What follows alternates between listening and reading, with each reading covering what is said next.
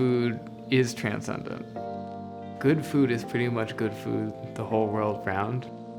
There's not really like any prerequisite for understanding food. Food is the prerequisite for life. We all need it. It bonds us in that way where like everybody has to eat. My name's Collin.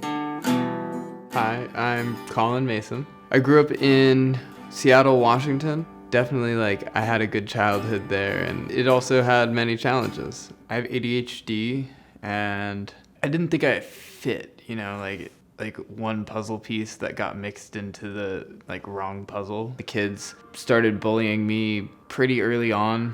I opted often to believe the teachers who were more like, pull yourself up by your bootstraps, you need to figure it out. Basically like be normal. I can't think of a better word for this right now, but I think it was a really damning idea. It felt like a curse. Deep down, I think I really wanted like friendships with like genuine compassion. I wanted something that was gonna make others like me. And where I grew up, I had access to drugs, and that kind of became my answer. The people who got me on that path really did treat me like family. I would have traded anything for that kind of kinship. First, it seemed like, oh, this is like a group of cool guys, but I didn't realize I was in a gang for about a year. There were layers about what was really going on. I found out that people were getting hurt. It's not just me like ruining my life. Like eventually, I'm gonna ruin other people's lives too. I realized that I had to get out.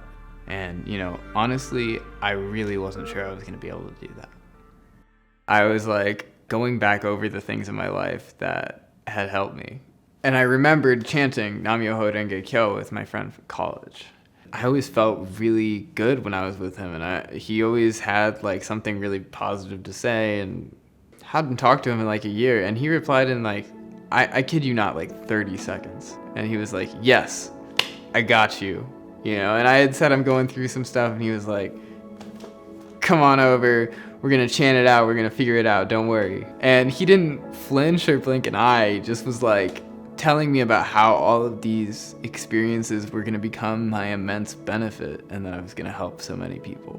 And nobody ever said anything to me like that I was gonna just like take this pain and make it into something good for people. So I started chanting with him. I'm trying to think of like what to do, how to get out of this.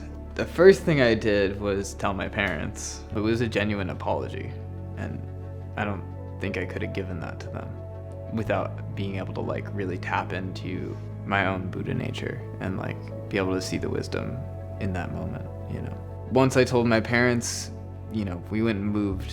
However, once I got out, it was like I had no idea what I was gonna do with my life.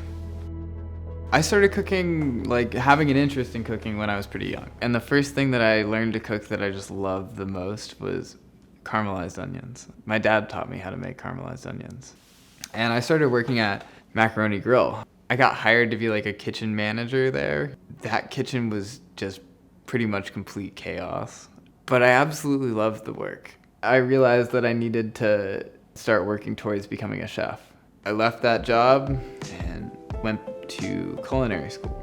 And on top of that, I really started to fuse my Buddhist vow for world peace with my desire to become a great chef.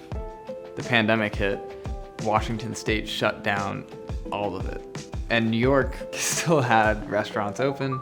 So I moved out here, and it's crazy, but I was on the phone with my friend. I was talking to him about like finding a job and whatever. He encouraged me to, really chant Nam-myoho Renge Kyo with my whole life and follow my heart, which sounds super cheesy. But I saw online a posting for a job at Momofuku. And so I went straight there. And I was like, walking down the street, like chanting under my breath, like I was gonna make something happen.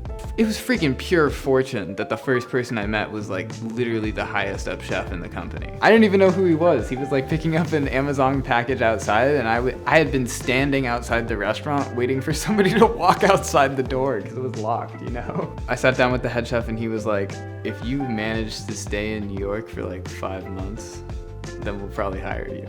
I didn't have anywhere I was staying when I did that interview. It was like bouncing from place to place, kind of couch surfing. Of course, it didn't come to fruition until 5 months later, but I started at Momofuku on my 22nd birthday. So the past couple years at Momofuku have been one of the best experiences of my life. Moving forward, I'm really excited, expanding my horizons within the industry and pushing towards achieving food security and sustainability within the world. For me, really like that same feeling that I was chasing when I was younger, really wanting like genuine friends. That's exactly who the Buddhability community are. It's something that I always like knew I needed in my life, but it took me a long time to find it.